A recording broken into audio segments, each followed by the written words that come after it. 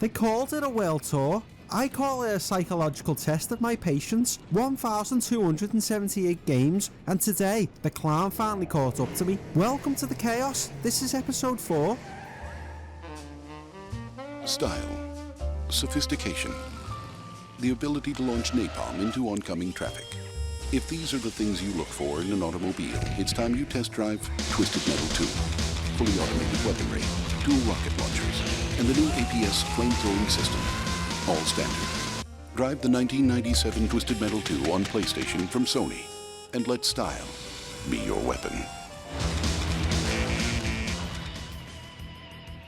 Welcome back, Warlords of the Highway. This is episode 4 of the PSX Index. I'm Parasine, and if you hear sirens and the distant sounds of a self-aware ice cream truck, you know we've officially switched gears. The mission remains the same: 1,278 games, the entire North American PS1 library. It's a journey of a lifetime, or at least the journey of the next 4 years of my life. No skips, no excuses. We've had a wild ride so far. The survival horror of Parasite Eve 2, the high score anarchy of Tony Hawk's 2, and the cinematic stealth of Metal Gear Solid. We've done the deep dives, we've done the slow burns, now we need pure chaotic energy.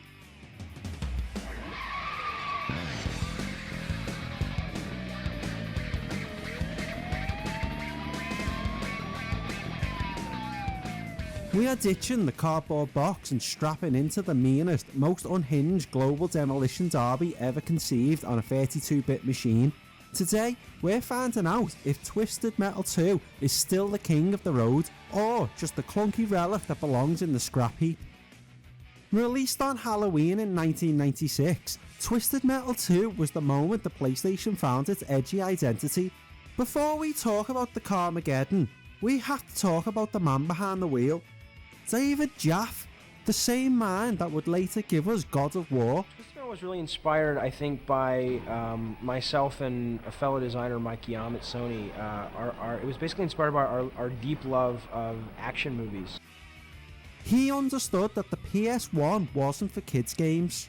It was for destruction. Before he was making Kratos rip heads off in God of War, he was obsessed with this gritty, comic book style 90s edge. TM2 isn't just a game, it's a mood.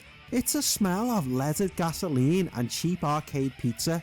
But let's talk about the physics. If you played MGS last week, you remember precision. TM2 is the opposite. It uses a custom engine that treats gravity as a suggestion.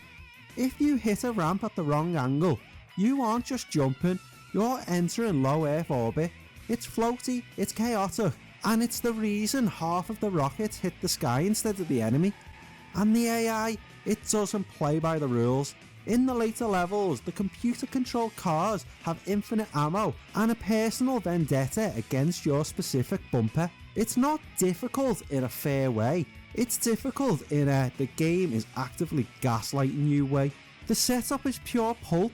The real hook for me, the reason I kept slamming my head against the wall, is Calypso. I know it's all a dream. Please, Calypso, help me. Oh, Marcus, I always knew you would be the one to figure it out. I will grant your wish, but please, feel free to come back and visit us anytime. Well, the rest of your friends will be here for quite a while. He's the host, a man with a burnt face and the power of a twisted god. The endings in the game are legendary. You don't just win a trophy. Take Twister, the F1 driver. She wins and asks to go back in time to save her sister.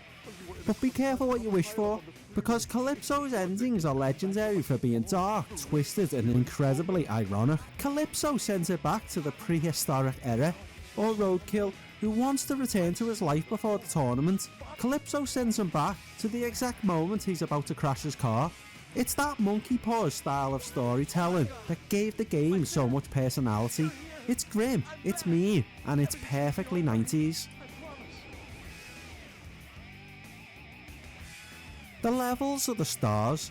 Paris is the goat. Blowing up the Eiffel Tower isn't just a visual, it creates a bridge to the rooftops. That kind of interactivity was mind-blowing in 96. But let's talk about the password system.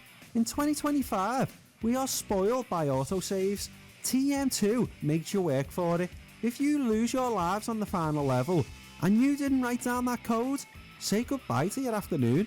We also have to mention the secrets. This game was the king of playground rumours.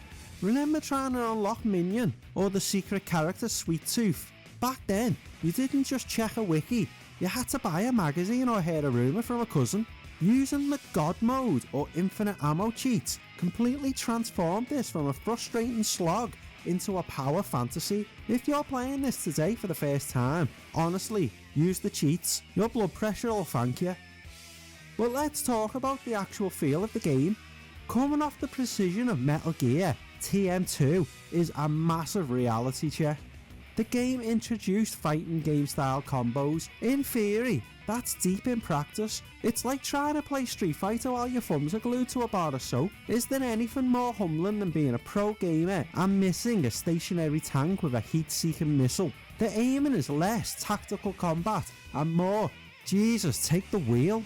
I spent half of the stream looking for the enemies and the other half trying to remember which direction up was on the D-pad. The levels are the real star here. We start in the ruined LA, but the masterpiece is Paris. You've got an Eiffel Tower standing there just begging to be blown up, and when you do, it creates new paths. It's brilliant design for 1996, but playing this in a modern age, it's brutal. Back in the 90s, you probably had a notebook filled with scribbled passwords. In 2025, I felt like a caveman rediscovering fire every time I had to pull out my phone and search for the levels code, because the game sends you back to the start of the universe if you run out of lives. 90s developers clearly hated children.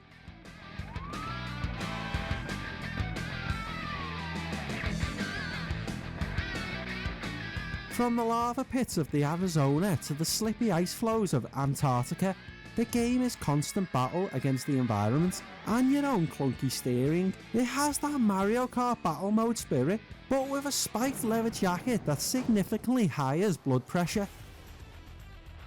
The final climb leads to Hong Kong, and the ultimate boss, Dark Tooth, was the final hurdle. A giant flaming head. It's a pure test of your ability to drive backwards while crying. Beating him felt like an exorcism.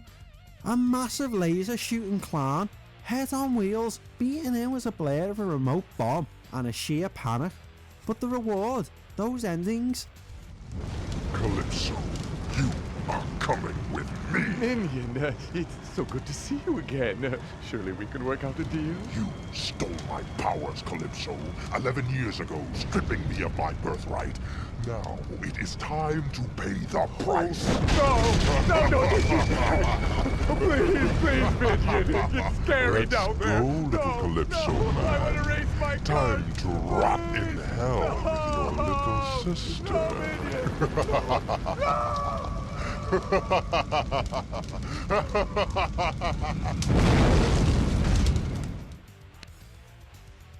And here's the honest truth, my final take. I think I missed the boat on this one. TMT is a couch co-op masterpiece. Playing it solo for a video essay, it felt like an ancient relic. It's clunky, it's ugly, and the controls are a war crime.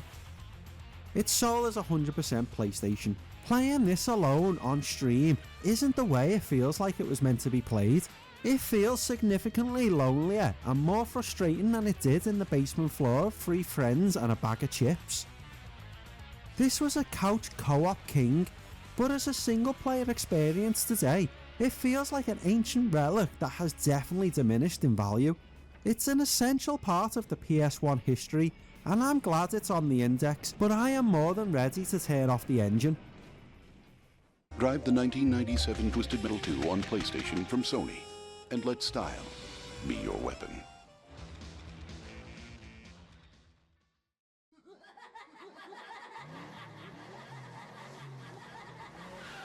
We've survived the global tournament, we've survived the passwords, and I am officially done with the tanks for a while. For episode 5, we need a palate cleanser. We're done with the tanks, I'm done with fire. For episode 5, we're going to the beach. We need something vibrant, something precise, something cozy. We're heading up the Wampa Island to break some crates and collect some crystals. We're going back to the basics with the orange mascot that started it all. Episode 5, Crash Bandicoot. 1,274 games to go. This has been Parasine, and this is the PSX Index. I'll see you on the beach.